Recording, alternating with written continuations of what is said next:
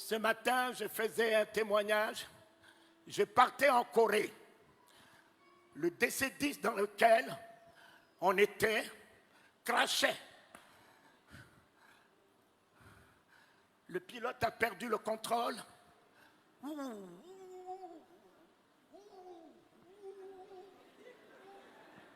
On entend dans l'avion, je vous salue Marie, je vous salue Marie, je vous salue Marie. Des prières partout. Les hôtels, tout le monde par terre. Un petit sommeil m'a pris. Et ce petit sommeil m'a permis de voir un ange debout sous l'avion, tenant l'avion par un seul doigt. Un DC-10 où on était 500, tenant l'avion par un seul doigt. Un autre ange sur l'avion, il a déployé ses ailes, assurant la sécurité de l'avion. Je me réveille et je chante. À toi la gloire, ô ressuscité, à toi la victoire pour l'éternité. À toi la gloire, ô ressuscité. À toi la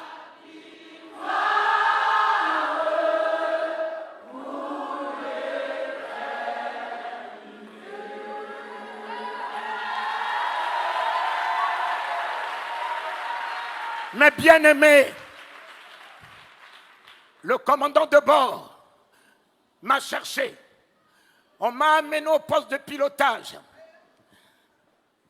Il m'a posé la question, êtes-vous un pasteur, un prêtre?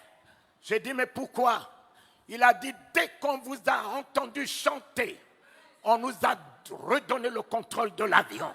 On nous a redonné le contrôle de l'avion.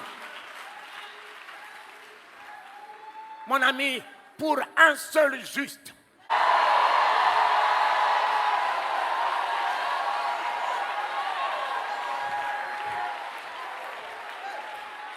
tu es le seul juste dans ta famille.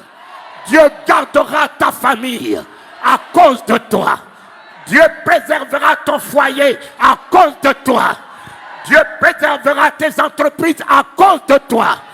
Soit la grâce de ta famille, soit le salut de ta famille, soit la victoire de ta famille, soit la bénédiction de ta famille, soit la bénédiction des nations.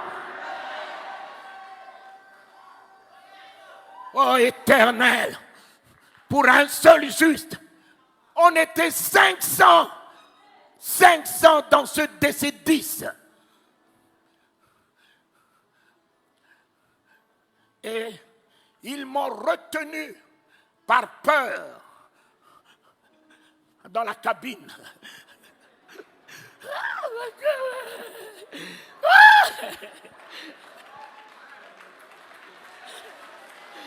Et en arrivant en Corée du Sud, j'allais à la convention de mon frère Yandi Cho. J'étais le seul de la francophonie en 84. Et le commandant de bord me signe 3 chèques en blanc. Il me dit, connaissez-vous la valeur d'un avion? C'est vous qui l'avez sauvé. Connaissez-vous combien l'assurance devait débloquer pour 500 vies qui seraient en péril? Alors, nous savons que vous n'allez pas faire tomber la société. Moi, qui n'avais que $300 dans la poche, Dieu a créé une situation, a mis en mon compte.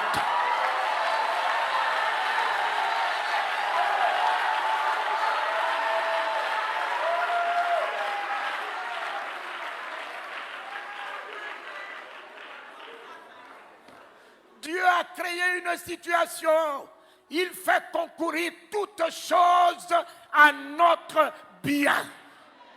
La seule chose que vous devez réaliser ce matin, ne craignez rien.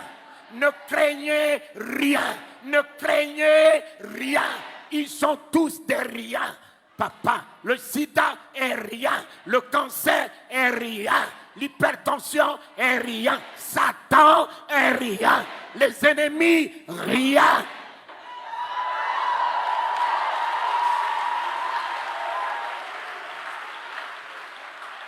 C'est la peur. C'est la peur qui vous déséquilibre. C'est la peur. C'est l'angoisse. C'est l'inquiétude. Voilà la porte d'entrée de Satan. Et si tu fermes cette porte par une foi ferme, Satan ne peut plus rien sur toi. Tu es plus que vainqueur. Parce que le nom de l'Éternel ne pourra jamais nous permettre d'échouer. Le nom de l'Éternel, c'est l'exploit. Le nom de l'Éternel, c'est la victoire. Le nom de l'Éternel, c'est la guérison. Le nom de l'Éternel, c'est la délivrance. Le nom de l'Éternel, c'est l'élévation. Le nom de l'Éternel, c'est le triomphe. Le nom de l'Éternel, c'est la gloire. C'est la gloire. C'est la gloire. Mon Père, le sida ne tiendra point. Le sida a battu la science, mais il ne battra pas le nom de Jésus ce matin. Le cancer a battu la science, il ne battra pas le nom de Jésus ce matin. Alléluia. L'homme qui atteint son apogée face à la mort. L'homme qui ne peut rien face à la mort. Et je me suis souvenu d'un homme. Un homme. On lui a dit que son ami était malade. Il pouvait même envoyer la guérison puisqu'il était lui-même. La guérison était dans sa bouche. Il a attendu que ceci se décompose jusqu'à battre la science, jusqu'à battre les sorciers, jusqu'à battre l'homme. Il est revenu après 4 jours. L'Église n'est-elle pas dans le 4e millénaire? Quelle que soit la déconfiture de l'Église, il revient pour son Église.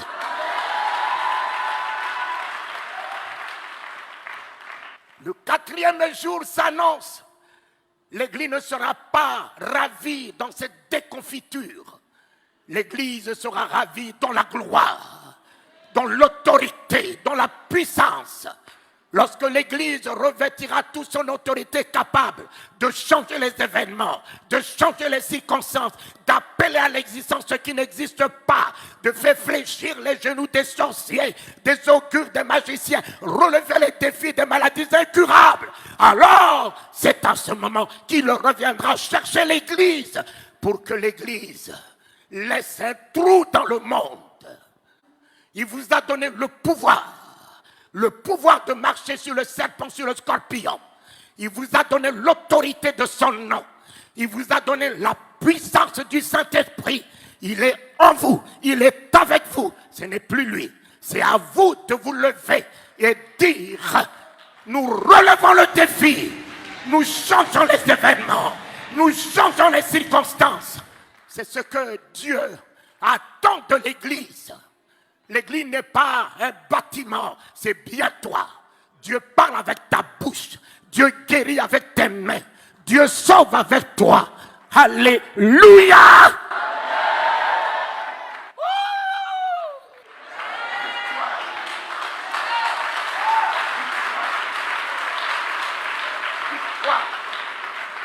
Victoire! Victoire! Un homme est venu au chevet de son ami. Il n'avait que la parole.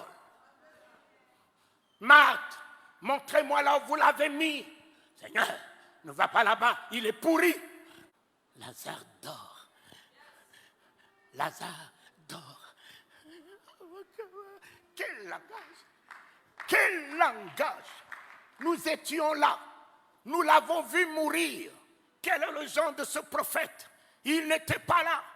Il vient nous dire que Lazare dort. Il dort où? Mon ami, la foi a un langage. L'Église doit avoir un langage. L'Église ne doit pas parler le langage des événements. L'Église ne doit pas parler le langage des circonstances. L'Église doit être au-dessus des événements, au-dessus des circonstances. Tout va bien.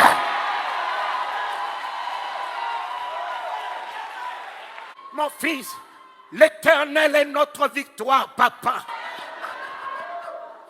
David l'a engagé. Il a pris la tête de Goliath même avant que la pierre puisse partir. Il avait déjà gagné le combat. L'Éternel me donnera la tête de cet incirconcis.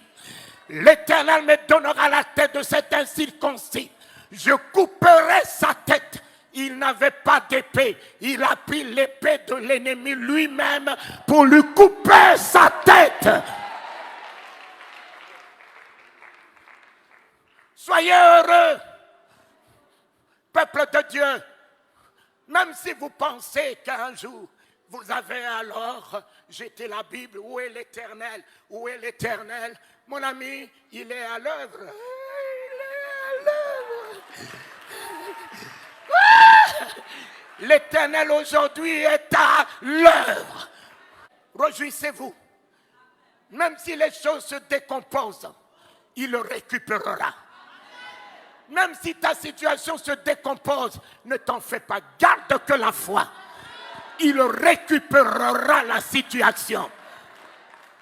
Il transformera la situation en ta faveur. Mais aujourd'hui, tu peux me parler de Jésus comment? Toi là, tu n'as que des versets. Tu n'as que la Bible déclare. La Bible déclare, mais Jésus n'est pas la Bible. Jésus est la parole de Dieu.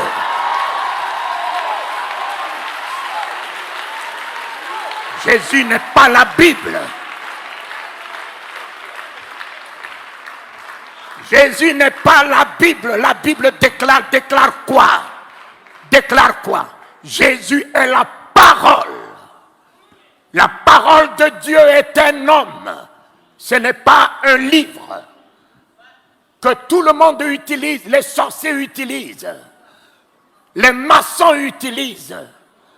Mais Jésus n'est pas un parchemin. Il est la parole par laquelle Dieu a créé les cieux et la terre. Faite chair. Elle est venue dans ce monde, un homme. La Bible est pour la tête.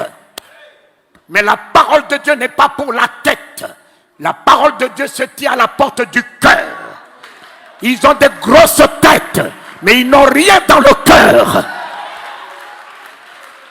Papa, ils ont des grosses têtes, des versets, des chapitres, des prophéties, de ci, de ça. Mais ils n'ont rien dans le cœur. Mon ami, le jour où la parole de Dieu rentre dans ton cœur, tu n'as plus de place pour la haine. Tu n'as plus de place pour la rancœur. Tu n'as plus de place pour la colère. Tu n'as plus de place pour l'hypocrisie. Tu n'as plus de place pour parler du mal de quelqu'un. Tu n'as plus de place pour penser du mal de quelqu'un. La parole de Dieu dans mon cœur est l'amour, est la bonté, est la générosité, est l'humilité, est la grâce, est la compassion. La parole de Dieu dans ma vie, dans mon cœur, est la vie,